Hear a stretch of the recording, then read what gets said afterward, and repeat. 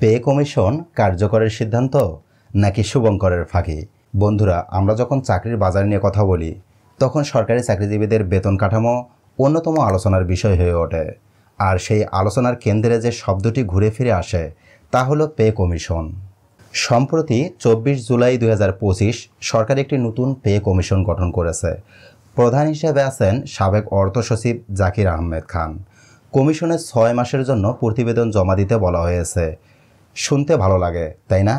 কিন্তু প্রশ্ন হচ্ছে, এটি কি সত্যিই কার্যকর কোনো উদ্যোগ নাকি শুধুই শুভঙ্করের ফাঁকি? চলুন আমরা বিষয়টি একটু গভীরভাবে দেখি।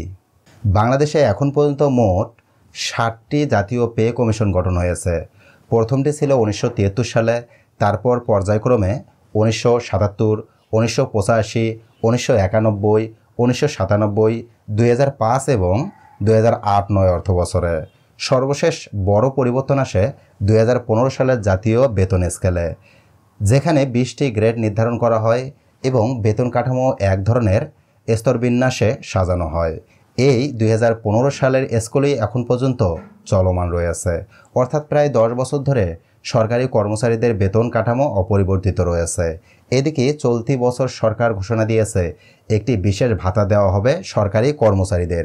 গ্রেড 1 থেকে 9 বেসিক পাবে 10%, আর গ্রেড 10 থেকে 20-এ 15% ভাতা পাবে। এই ভাতা চালু হয়েছে 1 জুলাই 2025 থেকে এবং প্রতি বছর পুনরায় প্রদান করা হবে। কিন্তু এটাও তো বলা যায়, এই ভাতা কি স্থায়ী সমাধান নাকি সময়ক্ষেপণের টেকনিক? এখন একটু পিছনে তাকাই। বিগত কয়েকটি পে কমিশনের গঠন ছিল রাজনৈতিকভাবে গুরুত্বপূর্ণ সময়গুলোতে। প্রতিবারই বলা হয়েছে চাকরিজীবীদের জীবনমান উন্নয়নে আমাদের লক্ষ্য। কিন্তু বাস্তবতা হলো, কমিশন হয়, রিপোর্ট জমা পড়ে, তারপর থেমে যায় সব কিছুর গতি। সপ্তম পে কমিশন রিপোর্ট দিয়েছিল 2009 সালে, কিন্তু নতুন বেতন কাঠামো চালু হয় আরও 6 বছর পর, অর্থাৎ 2015 সালে। তাহলে কি এবারও হবে সেই পুরনো গল্প, নাকি সরকার সত্যিই কিছু করতে যাচ্ছে? এই প্রশ্নের উত্তর এখনই দেওয়া যাবে না, তবে একটু নিশ্চিত করে বলা যায়, কমিশন গঠনের ঘোষণা শুধু মুখের কথা নয়, সরকারি গেজেটে প্রকাশিত হয়েছে, টাইমলাইন দেওয়া হয়েছে, বিশেষ ভাতা কার্যকর হয়েছে। তবে চূড়ান্ত সত্য নির্ভর করছে 3টি বিষয়ের উপর। নাম্বার 1, কমিশনের রিপোর্টে কি বলা হয়। নাম্বার 2, সেটি বাস্তবায়নের জন্য বাজেট বরাদ্দ হয় কিনা। এবং নাম্বার 3, পরবর্তী সরকার সেই সুপারিশ বাস্তবায়নে আগ্রহী কিনা।